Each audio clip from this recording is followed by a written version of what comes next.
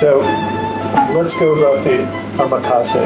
Yep. There is a joy of surprise, and there is a joy of anticipation.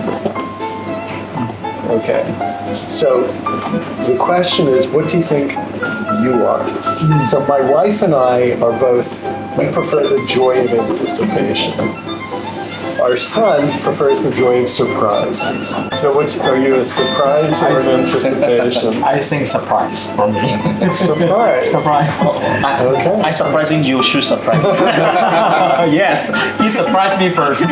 So I anticipated something surprising. I think this is very important point that have the trust, have the belief of between customer and the chef. Yeah. Make it immersive. Immersive, yeah. Right. Do you think that started because the Japanese never trusted the chefs? So they wanted Oh my god. Oh my god. the king wanted to see everything prepared in front of him, and then he wanted the chef to eat the first bite, so he'd make it safe, right?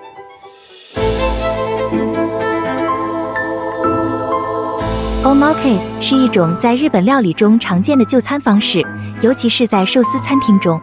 这个词直译为我听您的，意味着顾客将菜单的选择权完全交给厨师。在 Omakase 体验中，厨师根据当天可用的最新鲜、最优质的食材来准备菜肴，通常是一系列小盘菜肴或寿司。Omakase 体验的特点在于其惊喜性和个性化。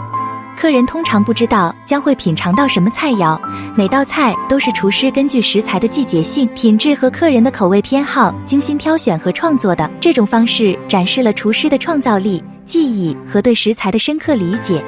对于顾客而言， Omakase 是一种独特的美食探索之旅，充满了新鲜感和惊喜。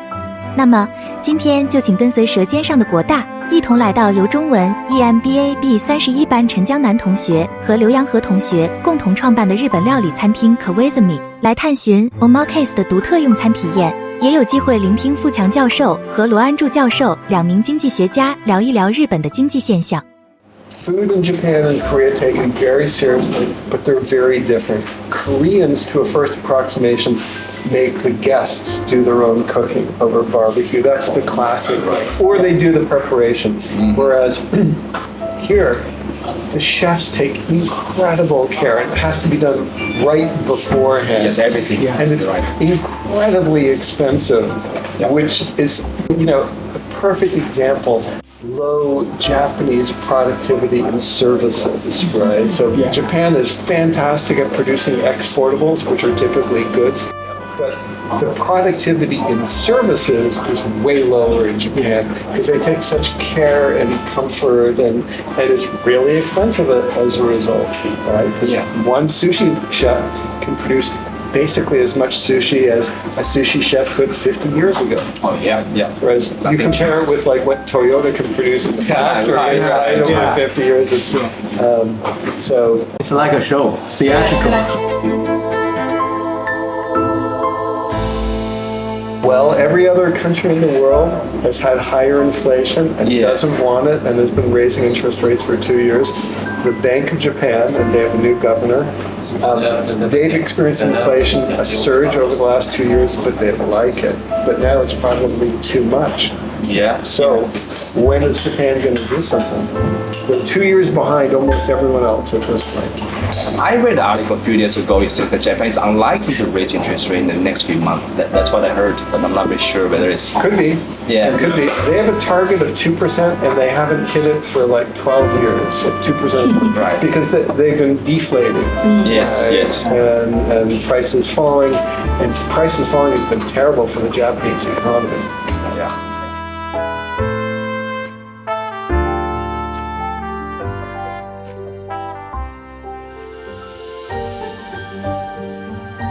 在日本料理中 aging 一词通常指的是食物的陈化或成熟过程。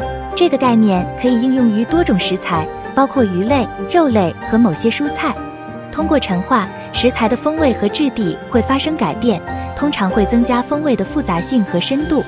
例如，对鱼或肉进行陈化，可以使其更加柔软，同时增强其天然的味道。在日本料理中，对食材进行恰当的陈化，被视为一种提升其品质和风味的艺术形式。I feel that the omakase is the most fresh food, and I think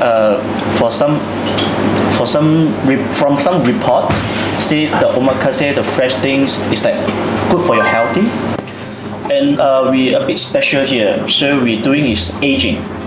So I think quite real in Singapore. And even in Japan also is quite an old traditional to do aging. So aging is mean like they're using different things to put together or age it. Like sometimes it's the seaweed kumbu, sometimes it's the soy sauce, or sometimes salt. Everything used different way to age different day, and then from the chef he will taste it in the best day, then we'll bring out to eat. Yeah. So today we will try almost all the sushi is aging. So from maybe 3 to 4 days to 2 to 3 weeks, the timing for the aging time. So aging, the good thing is can squeezing, let the fish taste, the seafood taste is stronger and all the taste out and will more stronger. So maybe later you can try it and then you can feel that after aging and the normal sushi, the difference. There is a joy of surprise and there is a joy of anticipation. Okay, so the question is, what do you think you are? So my wife and I are both, we prefer the joy of anticipation. Our son prefers the joy of surprise. Okay. Okay? So like, suppose that the same event is going to happen. Do you want to know about it in advance, or do you want to be surprised by it? So this sort of restaurant, you're going to be surprised. Yeah. Which is not our sort of restaurant because we like to look forward to things, right? Because you get to enjoy them ahead of time as well as at the time. But some people, like our son, really prefer surprise. So For me, it's surprise. surprise. How about you? I think you can have both here. Yeah. They're very different, right? So it's like some people really so you prefer both. Yeah, prefer both. Yeah. Okay. But somewhere in surprise Omakase, they like kind of a bit customized. So you can tell the chef what you want or what you Oh, say. I understand that. Right, but by its very nature, it should be spontaneous, what's fresh, what's best, that exact meal. That's surprise. Yeah.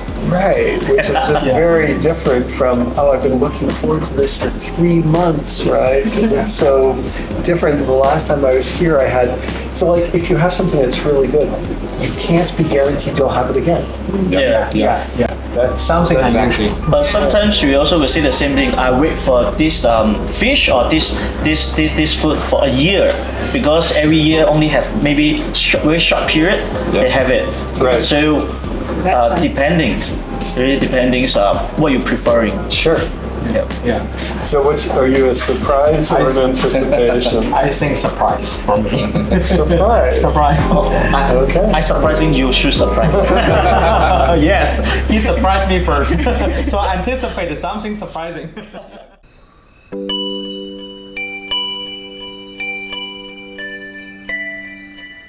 Because we start being this year in May, first of May. So yeah, it's a very So you're good time. communists. Good time that after we join NUS, so we actually bring a lot of our classmates to here to do a tasting. So after we bring a lot of friends on classmate here, they will give out a lot of advice. Yeah. From them. We need to get from different type of customer and different age of customer. So at first we don't even have appetizers because we do the traditional way and then all is sushi, sashimi, something like that. But after that we have a lot of feedback, we need some cooked food, we need some maybe soup, so we also top it up because that's the most customer to request. We are Kawasemi, that means is the kingfisher, the bird. So we only serve here all is seafood. No, don't have any meat. Beef, chicken, pork, don't have. So we only serve all the freshest seafood, included all the clam, abalone, prawn, all type of fish, squid, everything, but just seafood. Yeah, I think that's one of the biggest difference between us and others omakase. Yes.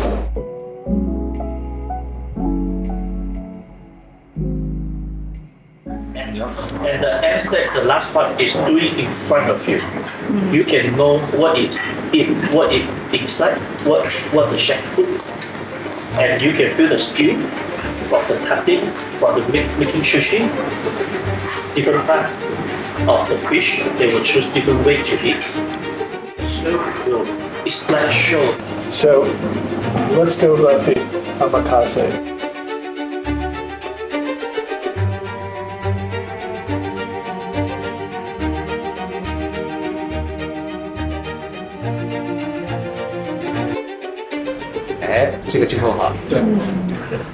I think this is very important point that have the trust, have the belief between customer and the chef. Yeah. Make it immersive. Immersive, yeah. Right. Do you think that started because the Japanese never trusted the chefs? So they wanted, Oh my god. Oh my god. the king wanted to see everything prepared in front of him, and then he wanted the chef to eat the first bite, so to make sure it was safe, right, or whatever. I think Japanese cuisine is more like interactive. It's a talking between the customers and the chef, right? Even for those ramen, a very famous ramen one, there is no direct interaction between the customer and the chef, but there is a story, right? Before you go and dine there, there is a story outside telling you the story of this Ilan ramen, and you feel that you know the chef, you know the story of the ramen, so it's part of the story creating process. So it's interactive cuisine to me. That makes this special, right? So but I think the midnight dining, Midnight dinner, the diners or dining, I forgot. It's midnight diner, right? It's a storytelling, right? Yeah, there's one. It's all about storytelling, yes. Right. Is a social setting for you to share the stories and not just for food, right? So actually we had this conversation with a few friends over the weekend about these friends complaining of having this very luxury Japanese dining experience. He said he felt so starving. He actually stopped because the portion was small. I said that's not for you because Japanese food is for you to enjoy, to appreciate the chef's creation rather than just to get hunger satiated, right? 今天我们来到的 Kawasemi 餐厅内，也隐藏着一位技艺精湛的寿司主厨。他不仅仅是一位厨师，更是一位匠人，精通寿司制作的每个细节，每一刀都是一种艺术，一种表达对食材的尊重和对美味的追求。我们手的力道会不一样，所以我们长期一直在按，你只可以不停的按，像我这样子，我都按了10多年。然后我们每次一抓饭好，大概我们就会知道每个人的那个度是不一样的。有些人一抓可能12克，可是我一抓大概是9克左右，这饭就差不多是这样。